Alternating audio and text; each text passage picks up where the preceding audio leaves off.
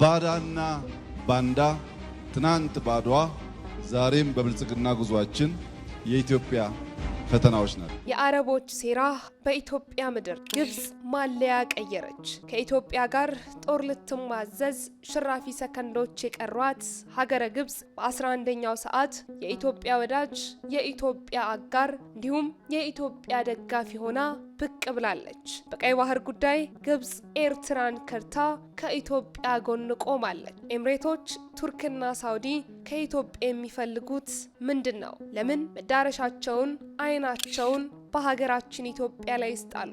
ሀገረ ግብጽ በአሁኑ ሰዓት በቀይ ባህር ጉዳይ ለምን የኢትዮጵያ ደጋፊ ሆነች?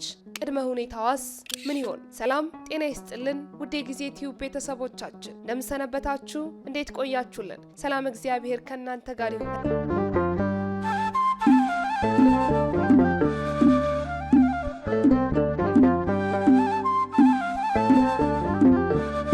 በዛሬው ዝግጅታችን የበረሃ አባቶች የጥንቃቄ መልእክት እንዲሁም ሀያላኑ ሀገራት የአረብ ሀገራት ዓይንና ጆሮአቸውን ወደ ኢትዮጵያ የማድረጋቸውን ምስጢርና ሀገረ ግብጽ በአሁኑ ሰዓት ማለያ ቀይራ የኢትዮጵያ ደጋፊ ሆና በቀይ ባህር ጉዳይ ከኢትዮጵያ ጎን ነኝ፣ ነገር ግን ቅድመ ሁኔታ አለኝ ማለቷን ተከትሎ ምን ይሆን ቅድመ ሁኔታዋ? የአረብ ሀገራትስ መዳረሻቸውን ለምን ኢትዮጵያ ያደረጉ? ይህንን ጉዳይ በስፋት የምናብራራላችሁ ይሆናል። እስከ ዝግጅታችን ፍጻሜ ድረስ ዝግጅታችንን ላይክ እና ሼር እንዲሁም በመልእክት መስጫ ሳጥናችን ላይ ሀሳብ አስተያየቶን እያሰፈሩ እስከ ዝግጅታችን ፍጻሜ ድረስ አብራችሁን ቆዩ። የኢትዮጵያውያን ደም በእርስ በርስ ጦርነት በየጥሻው በየቦታው መፍሰስ ከጀመረ ሰንበትበት ብሏል። በአሁኑ ሰዓትም በሀገራችን የሚደረገው የተካሄደ ያለው የእርስ በርስ ጦርነት ለሀያላኑ ሀገራት ጮቤ የሚያስረግጥ የምስራች ሆኖላቸዋል። ሀያላኑ የአረብ ሀገራትም ቢሆኑ በኢትዮጵያ መመላለስ ከጀመሩ ሰንበትበት ብለዋል። የኢትዮጵያ ስም ከተባበሩት አረብ ኤምሬቶችና ከሳውዲ አረቢያ ጋር ተያይዞ መነሳት ከጀመረ ጥቂት ዓመታት ተቆጥረዋል። ከንግድና ኢንቨስትመንት ጀርባ ያሉ ፖለቲካዊ ፍላጎቶቻቸው ምንድን ናቸው?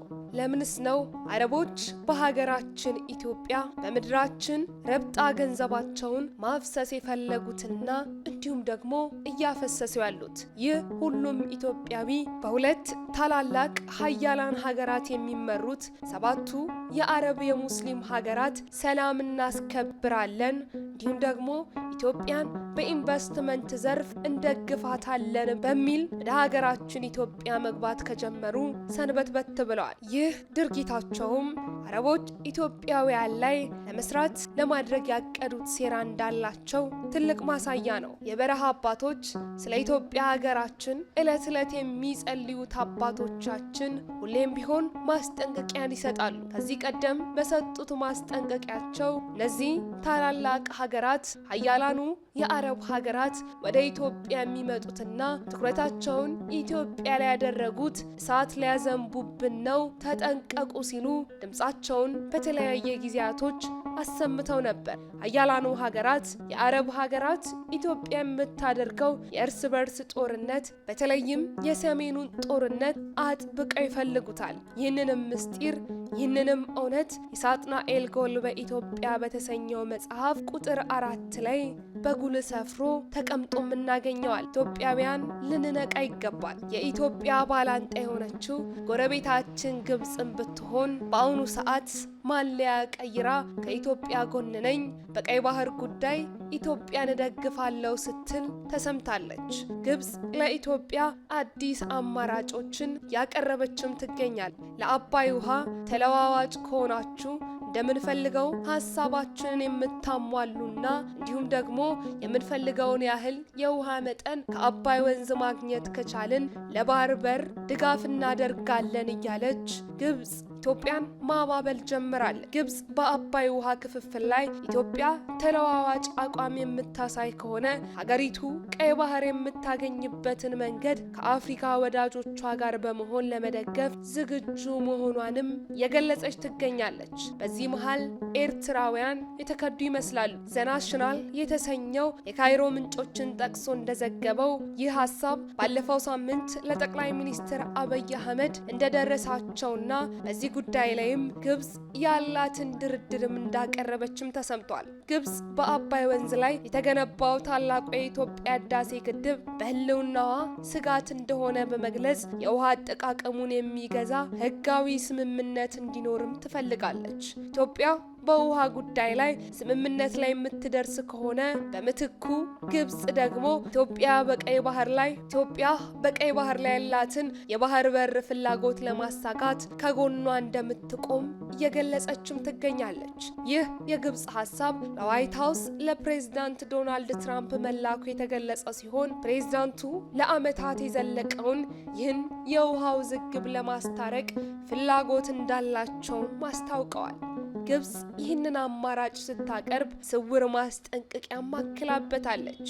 ኢትዮጵያ ጥያቄውን ውድቅ ካደረገች ወይንም ደግሞ ይህንን ድርድርና ስምምነት አልቀበልም የምትል ከሆነ ግብጽ በሱዳን፣ በሶማሊያ፣ በጅቡቲና በኤርትራ ያላትን ከፍተኛ ወታደራዊና ፖለቲካዊ ተጽዕኖ እንዲሁም በቀይ ባህር ደቡባዊ ክፍል ያለውን የባህር ኃይሏን በመጠቀም ኢትዮጵያ የወደብ አገልግሎት እንዳታገኝ እንቅፋት እንደምትሆንም ያመለከተችና ያስጠነቀቀችም ትገኛለች።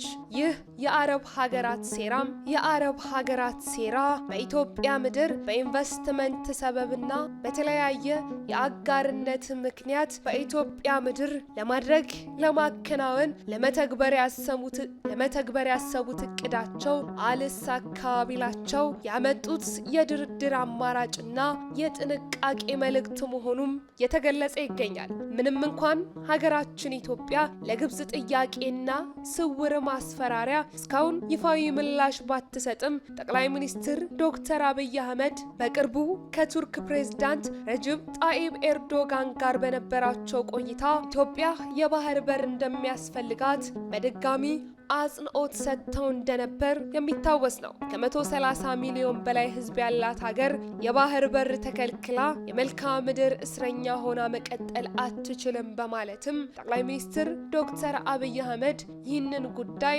ለቱርኩ ፕሬዝዳንት አሳስበው እንደነበር ሁላችንም እናስታውሳለን። ለዓመታት ተቃቅረው የነበሩት ካይሮና አንካራ አሁን ላይ ግንኙነታቸው በእጅጉ እየጠነከረ ሲሆን በሱዳን በሊቢያና በሶማሊያ ጉዳይ ላይ ያላቸውን አቋም እየተቀራረበ መምጣቱም ወደፊትም ወደ አንድ አቅጣጫና ወደ አንድ አቋምና ስምምነት እንደሚደርሱም እየተነገረ ይገኛል። ግብጽ፣ ሶማሊያና ቱርክ ኢትዮጵያ ከሶማሌላንድ ጋር የባህር በር ለማግኘት ያደረገችውን የመግቢያ ስምምነት እንዲሁም እስራኤል ሶማሌላንድን እውቅና መስጠቷን እንዲሁም እስራኤል ለሶማሌላንድ እውቅና መስጠቷንም በእጅጉ እየተቃወሙ እንደነበርም ተሰምቷል።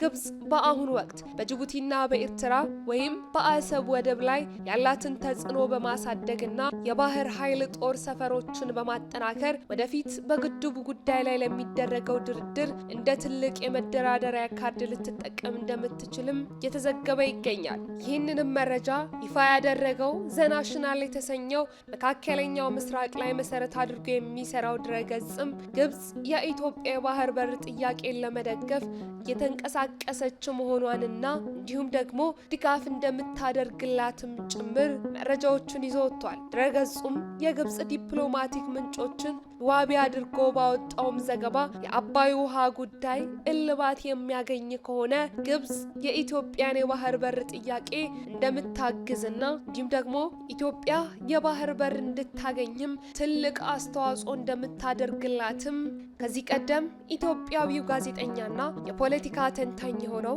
በረከት በላይነህ ባደረገው አንድ ቃለ መጠይቅ ላይ ህዳሴ ግድቡን የባህር በር ለማግኘት ለመደራደሪያ ልንጠቀምበት እንችላለን የሚልም ሀሳብ አንስቶ እንደነበር የሚታወስ ነው። ዘናሽናል ያወጣውም ዘገባ እውነት ከሆነ ኢትዮጵያ የባህር በር ለማግኘት ለምታደርገው ጥረት የህዳሴ ግድብ የአባይ ወንዝ ትልቅ ሚና እንደሚኖረውም የተነገረ ይገኛል። ባለፉት ረጅም ዓመታት ግብጽ ኢትዮጵያ የባህር በር እንድታገኝ ያላለሰለሰ ጥረት ማድረጓ ለዚሁ የአባይ ወንዝ ላይ ተለዋዋጭ የሆነ አቋም ኢትዮጵያ እንድታሳያት ለማድረግና ግብፃውያኑ እንደዛቱትና ኢትዮጵያውያን ላይ እንደፎከሩት የአባይ ወንዝን የህዳሴ ግድብን በተዘዋዋሪ በተለዋጭ መንገድ ስትራቴጂክ በሆነ ሁኔታ የራሳቸው የግላቸው ለማድረግ ያቀረቡት የድርድር ሐሳባቸውና ኤርትራውያንን ከርተው ከኢትዮጵያውያን ጎን ለመቆም ማሰባቸውም